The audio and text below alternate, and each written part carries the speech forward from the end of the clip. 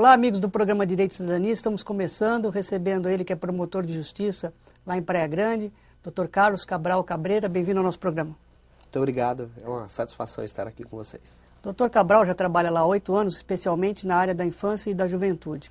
E vai falar um pouquinho dessa questão, né, dos atos infracionais, vamos falar de adoção, separação, como é que funciona, se realmente os processos tramitam na vara da infância, se tramitam na vara da família, qual a diferença, né, doutor Cabral? E acho que eu gostaria de começar, né, eu gostei do programa a primeira vez, doutor Cabral, eu falo sempre isso, quando comecei na TV lá em São Vicente, que as pessoas confundem defensoria com promotor, com procurador, né?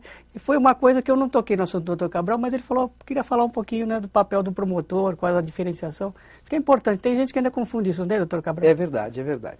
Bom, a promotoria de justiça, formada pelos promotores de justiça, por óbvio, faz parte do Ministério Público, que existe tanto na esfera estadual quanto na esfera federal. Dentro do Ministério Público, os promotores, de acordo com o tamanho da cidade, nós também temos a especialização de matéria como os juízes, né? Então, se eu for lá para Itariri, por exemplo, o promotor de justiça de Itariri, ele acumula todas as funções. Conforme a cidade vai crescendo, a gente vai especializando essas funções. No meu caso específico, que atuo na comarca de Praia Grande, eu atuo na área da infância e juventude. Então, sou promotor de justiça da infância e juventude. Tá? Existem outros promotores que atuam na área criminal, na área civil.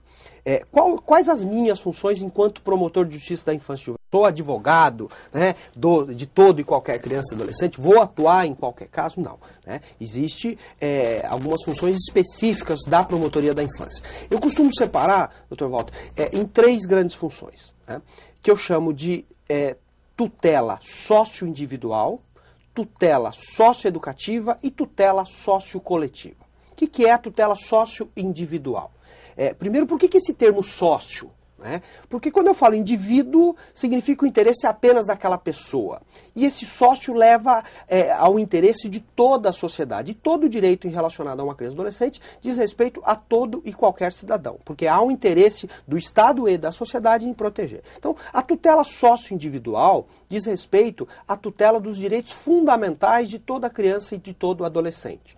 Então aí nós vamos ter a questão da educação, a questão da saúde, a questão do direito à profissionalização, do direito à convivência familiar, que mais daqui a pouco a gente vai discutir um pouco sobre o que é essa convivência familiar e no que isso se relaciona com a adoção. Então essa é a tutela socio-individual. Temos a tutela socioeducativa, tá, que está relacionada à prática de atos infracionais. Quando existe um ilícito de natureza penal, um crime, né, a população conhece como simplesmente um crime, e praticado por um adolescente, aí nós estaremos diante de um ato infracional. E é a Promotoria de Justiça da Infância e Juventude que vai promover essa ação socioeducativa para aplicar as sanções a esse adolescente autor de ato infracional. E por último, a tutela sociocoletiva, que diz respeito aos interesses meta-individuais. Então eu vou ter também aí relacionado com direitos fundamentais, mas não apenas relacionado ao indivíduo, mas sim a um conjunto de indivíduos, adolescentes ou crianças. Por exemplo, tutela à educação. Eu tenho falta de vaga em creche. Quando eu estou tratando única e exclusivamente daquele adolescente, sócio individual. Mas se há uma falta de vagas em toda a cidade, aí a promotoria vai atuar nessa área. Doutor, aproveitando esse ensejo, já que o senhor já deu o exemplo da parte coletiva, né, que é realmente falta de vaga, então o doutor vai entrar com uma ação na prefeitura ou no estado para verificar se a criança tem o direito, né, e não tem a vaga para estudar, de preferência próximo onde reside, não é isso?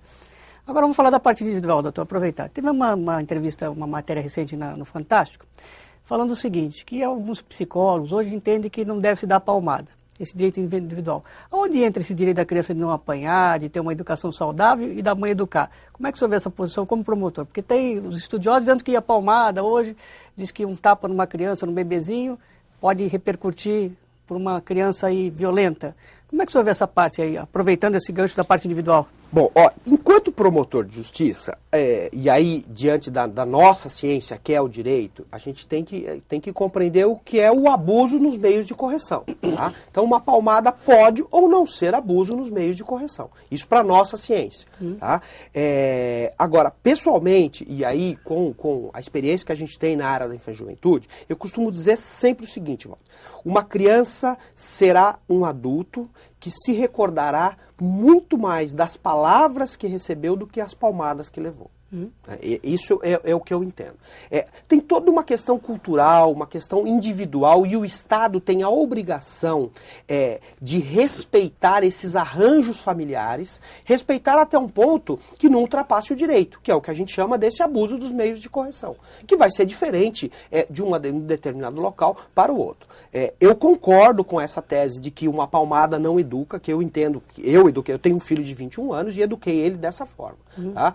Eu acho que, e eu me recordo muito mais das palavras, das broncas que eu levei, dos exemplos que eu recebi, né, do que das palmadas que eu levei. Perfeito. Mas, doutor, o que acontece é o seguinte: nós estamos em período de transição. De 20, 30 anos para cá, nós tivemos a internet. Né? Antigamente, os adolescentes só queriam carro, moto. Hoje eles querem celular, querem computador. As coisas mudaram de 30 anos para cá. Né? A evolução é muito rápida. E nos nossos avós, nossos pais, realmente, eles não tinham assim tanta condição de aprendizado e tal. Então, eu acho que a palmada era mais conveniente, era mais rápido. E hoje se entende, depois de estudos. Então, essa transição, essa parte, como o senhor bem disse, às vezes de avaliar uma família, ver a condição socioeconômica, a forma que é criada, a natureza, se é italiano, que às vezes fala mais alto, né? Se é um árabe, que tem uma outra forma de criação. Isso também é avaliado, também quando o promotor pega um caso, por isso que eles são individualizados, não é isso? Isso deve ser avaliado. Né? Por isso que você deve, primeiro, deve respeitar a ciência dos outros, né? Que eu acho que o grande problema na nossa área do direito é isso. Né? Juiz, promotor, advogado, a gente às vezes quer avocar a função da assistente social, avocar a função do psicólogo, avocar a função do psiquiatra, do pedagogo e assim sucessivamente. Eu acho que esse é o primeiro grande erro. O outro é aquela do técnico da outra ciência, trabalhar muito com subjetivismo. Então, eu acho isso, muito do pessoal. Não, ele tem uma ciência. O psicólogo tem uma ciência, o assistente social tem uma ciência. Ele tem que utilizar os instrumentos dessa ciência para buscar essa informação. Que nós que estamos lá no gabinete, nós não tivemos um contato com a família, não fizemos uma visita, não conhecemos aquela comunidade, o entorno com que ela vive, da onde ela veio, para respeitar o arranjo familiar. A gente tem que tomar cuidado, Walter, para parar de... tomar cuidado para quê? A gente tem que parar de brincar de Deus. É isso? Acho que essa é a palavra. Brincar de Deus o que é? Eu, né, me acho Deus...